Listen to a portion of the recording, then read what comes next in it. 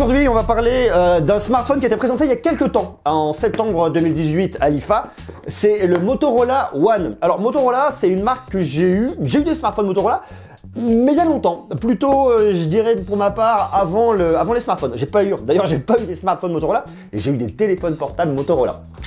Il faut dire qu'après, c'est vrai que je suis plutôt allé sur l'iPhone, Apple, mais je suis jamais allé chez Motorola. Et donc là, je suis très content de pouvoir tester un smartphone de Motorola. J'avais déjà pris en main d'autres smartphones, mais en test, non. Donc ça, pour moi, c'est une première. Je suis content. Puis surtout, c'est un smartphone qui est assez intéressant parce qu'il va se situer dans le milieu de gamme, en dessous des 300 €. Donc la question à se poser aujourd'hui, c'est est-ce que Motorola réussit son pari dans cette typologie de produit? Est-ce que ce Motorola One est un bon produit? Oui, non. Est-ce qu'il est cool? Oui, non. Voilà, tout ça. Donc ce que je vous propose, c'est on l'ouvre, on le teste, on regarde comment il marche, on regarde ce qu'il est bien. À la fin, on fera un débrief et puis vous, surtout en commentaire, vous me dites ce que vous en pensez. Voilà la boîte, j'ai déjà sorti le produit, hein. Il est là, je vais vous le montrer dans quelques instants. On va commencer par la boîte. J'aime bien, le design est assez sympa, les couleurs sont cool, il y a eu un bon boulot de fait. Bon, packaging n'est pas non plus hyper révolutionnaire, mais ça fonctionne bien. Quand vous l'ouvrez à l'intérieur, vous tombez normalement directement sur le smartphone avec ce petit collant, hop, sur le dessus, qui donne un peu la couleur et qui vous dit ce qu'on pourra retrouver à l'intérieur. Petit bout de plastique, vous ouvrez ensuite, on a notre petit pic pour ouvrir le tiroir de carte SIM. On retrouve de la doc pour vous expliquer quoi et où et quoi et sert à quoi ici et ça, donc ça c'est cool. Voilà, plus la partie garantie à l'intérieur. On retrouve ensuite ici un casque, prise jack, donc ça c'est cool qu'il y ait du jack. De l'USB-A, USB type C, parce qu'il se recharge en USB type C, c'est cool. Et on a un bloc de recharge rapide, 15 watts, mais ça je vais vous en parler après, un peu plus tard quand on parlera d'autonomie. Voilà pour la boîte, c'est cool, c'est beau, c'est réussi. Voilà maintenant le smartphone. Et ce qui est assez rigolo là-dessus, c'est qu'il arrive comme ça, avec sa coque qui est directement posée dessus. Il y a beaucoup de constructeurs qui vous mettent des coques dans le packaging, mais qui ne le posent pas dessus. Là, c'est plutôt pas mal. Alors, ce qu'on va faire, c'est qu'on va l'enlever, hein.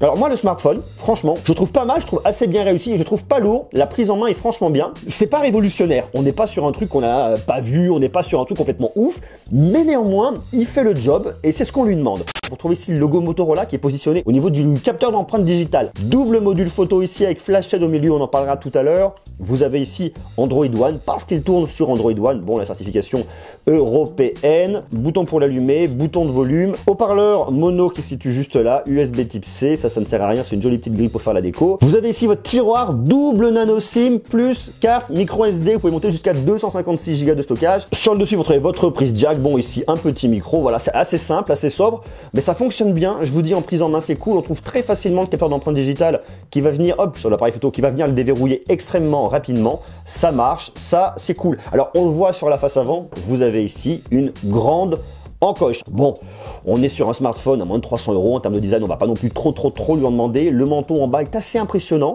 et vous retrouvez la marque Motorola. Après, dans cette gamme de prix, fondamentalement, ça me choque pas du tout. On a un Corning Gorilla Glass. Il fait pas de chip, il fait assez robuste. Il n'est pas révolutionnaire, hein. Le design n'est pas complètement ouf. C'est des choses qui sont déjà vues. Il y a un gros menton en bas. Bon, néanmoins, on va pas trop lui en demander. Une fois de plus, on reste dans une gamme de prix en dessous de 300 €, même aujourd'hui, bien en dessous des 300 €.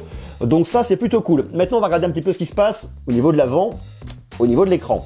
On n'est pas du tout en Full HD là-dessus, c'est peut-être un petit peu un point de reproche au niveau de cet écran. On a un écran 1520 par 720 pixels, on est à 287 pixels par pouce. Il a une diagonale de 5,9 pouces, format 19/9e. C'est une dalle IPS, c'est du LCD et l'écran occupe 80% de la face avant. Pour visionner du contenu sur YouTube, ça va. Par contre, vous voyez, la partie avec l'encoche n'est pas du tout utilisée. Ça, c'est mon Wi-Fi qui rame. C'est un choix, bon, ça fonctionne, ça évite d'aller trop cropper aussi dans l'image. Pour de la vidéo en intérieur, ça va. Si vous allez mettre tout en extérieur face au soleil, vous allez manquer un petit peu de luminosité. Ça peut aussi être un petit point de reproche. Alors là, tout de suite, on est au mois de décembre quand je tourne, j'ai pas voulu l'envoyer en extérieur pour voir ça. En poussant un peu plus loin, pas forcément parler de l'écran, mais parler du multimédia. Vous avez un haut-parleur mono qui se situe là. L'audio est pas oufissime. Il y a un peu de son. Néanmoins, ce que je vais reprocher, c'est qu'il a tendance un petit peu à saturer ici. On a une prise jack, on va en profiter. C'est honnête, mais c'est pas hyper fort. D'un autre côté, je vous le dis souvent, le but c'est pas de se rendre complètement sourd en écoutant de la musique au casque. Je pense que lorsque vous allez dans des lieux un petit peu bruyants, type métro, type train, vous allez manquer de puissance un peu là-dessus. Après, ce qu'il faut vraiment avec ce smartphone-là, ça va être un casque à réduction de bruit. Vous avez du Bluetooth 4.2, on n'a pas du Bluetooth 5.0. Ça peut aussi être un petit peu un point de regret, notamment par rapport à un casque Bluetooth. Bon, il faut aussi raison garder, hein. On est sur un smartphone qui coûte moins de 300 €, donc je sais, je me répète beaucoup, mais c'est très important de replacer le smartphone dans son contexte, c'est-à-dire dans sa gamme de prix, pour le comparer à des smartphones comparables. On joue à des jeux type Asphalt Nitro, franchement, ça va très bien. Vous n'allez pas profiter de jeux complètement ouf là-dessus. Vous n'avez pas beaucoup de puissance. Vous avez un Snapdragon 625 à danser jusqu'à 2 GHz. Je vous parle en même temps que je joue, c'est hyper dur de se concentrer. En GPU, c'est une Adreno 506, 4 Go de RAM, 64 Go de stockage. Vous pouvez monter votre stockage jusqu'à... Oh là là, j'ai craché ma bagnole. Vous pouvez monter votre stockage jusqu'à 256 Go grâce à la carte micro SD. L'autonomie, franchement, ça va. On a une batterie de 3000 mAh. Quand j'ai vu ça sur la fiche technique, je me suis dit 3000 mAh aujourd'hui, j'ai peur que ce soit un petit peu limite. Alors, on va pas avoir un jour et demi, 2 jours d'autonomie. C'est vraiment pas le but de ce smartphone. Là-dessus, vous allez plutôt avoir une belle journée d'autonomie, sans aucun problème. Alors après, ça dépend toujours de votre utilisation. Si vous bourrinez, si vous y allez à fond, la journée d'autonomie, vous n'allez pas l'avoir. Par contre, si vous faites des jeux, un petit Asphalt Nitro de temps en temps, elle n'est pas forcément un truc trop gourmand, hein. C'est pas trop l'ADN de ce smartphone, des réseaux sociaux, de l'email, du téléphone, la journée vous l'avez sans aucun problème. Après, ce qui est cool, c'est que vous avez aussi le bloc de charge avec le 15 watts, la recharge rapide, je manque de tomber, en USB type C. Alors, ce qui est cool avec ça, c'est que vous lui mettez 20 minutes de recharge, vous repartez. Alors, il nous annonce 8 heures d'utilisation.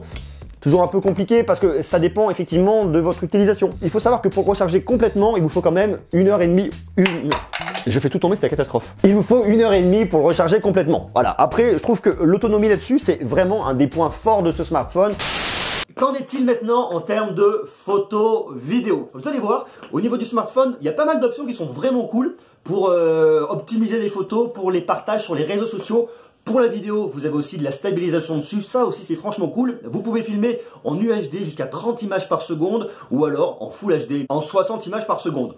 Très personnellement, je vous recommande d'aller sur du Full HD. En 60 images par seconde, ça fera parfaitement bien l'affaire. Et même en vidéo, la caméra selfie fait le job. Au niveau photo vidéo, vous avez à l'arrière un double capteur 13 mégapixels avec une ouverture de f2.0 et un deuxième capteur de 2 mégapixels avec une ouverture de f2.4. Lui, il va travailler pour le mode portrait. Le petit flash LED au milieu. Et à l'avant, vous avez une caméra de 8 mégapixels avec une ouverture de f2.2 et là, vous pouvez filmer en Full HD à 30 images par seconde. D'un point de vue logiciel, vous avez plusieurs modes. Mode photo, mode vidéo.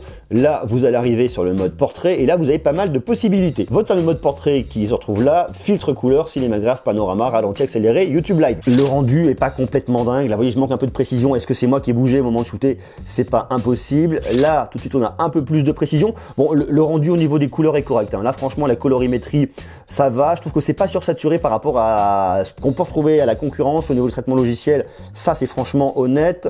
Là, j'ai fait le point sur les feuilles au centre. Vous voyez, j'ai pas le point. Le point, il est fait un peu plus par derrière, par ici, là. C'est un peu plus dur à centrer. Alors, est-ce que ça vient une fois de plus de moi qui ai bougé sur l'image? C'est pas impossible non plus. Je trouve que voilà, il y a une petite difficulté pour faire le point là-dessus. Ça, c'est peut-être un petit peu un léger point de regret sur ce smartphone. Là, vous voyez, typiquement, je me suis posé sur la feuille. Là, ça fonctionne très bien. Est-ce que la surface était plus grande tout de suite? Ça l'a reconnu plus facilement. C'est complètement possible. Là, les couleurs sont assez belles. Il y a du détail, c'est bien. Je trouve que c'est un rendu qui est quali. Là, j'ai pris la photo avec la caméra de selfie. Ça me lisse énormément le visage. Là, j'ai eu un grain de peau qui est lissé de chez lissé, je vous raconte même pas comment. Ça, c'est une autre photo que j'ai prise avec la caméra arrière. C'est assez bien fait, le rendu est correct. Ça dépend, je pense, effectivement de vous, si vous bougez pas. Pourtant, vous avez une stabilisation dessus. Là, ça fait l'affaire. Là, on va se mettre sur le mode qui s'appelle le mode filtre couleur. Ça, c'est assez marrant, le mode filtre couleur, parce que je vais sélectionner une couleur qui sera la couleur, hop, je la garde et ça me supprime tout le reste. Donc, vous voyez, là, ça garde que le rouge. Et ça marche bien, il y a du rouge derrière dans mon pot crayon, il y a du rouge sur la lampe, sur le bout de son doigt avec l'éclairage, ça me connaît du rouge. Vous sélectionnez ce que vous voulez, hop, genre le marron derrière, ça me reconnaît du marron, même les teintes de jaune. Et ça vous donne des images qui sont assez marrantes. Là, ça me gardait le orangé sur la plante. Là, j'ai gardé que le vert, là, le orangé a disparu. Là, que le rouge. Là, vous voyez sur mes chaussures que le orangé. Donc, ça me reconnaît un peu les teintes qui sont déclinées. Et là, typiquement, c'est la photo normale. Et là, la photo avec le filtre. Donc, c'est assez marrant, vous voyez. C'est assez rigolo. Le mode portrait fonctionne pas trop mal. Le flou est vraiment vraiment bien fait, bien respecté, il y a un bon détourage. Bon, on n'est pas sur le Snapdragon le plus puissant là-dessus, néanmoins ça fait le job de ce point de vue-là. Et même lorsque je vais complexifier la scène, vous voyez, ça me détourne bien le doigt. Alors là, ici, il a un peu plus souffert sur la partie intérieure. Bon, c'est du point de détail, hein, franchement. Hein. Ici, c'est pareil. Entre les doigts, il a eu un peu de mal. D'un côté, ça c'est normal. Hein. On n'est pas sur un SoC qui est hyper récent. C'est pas le plus performant de tous, mais je trouve qu'en tout cas, ça sort plutôt pas mal. On tourne sur un Android One. On est sur un Oreo 8.1. Alors l'idée, c'est qu'effectivement, vous avez des mises à jour garanties pendant 3 ans à partir de la date de lancement. La date de lancement, c'était le 13 septembre 2018, donc jusqu'en 2021. Vous êtes tranquille, vous aurez des mises à jour de sécurité.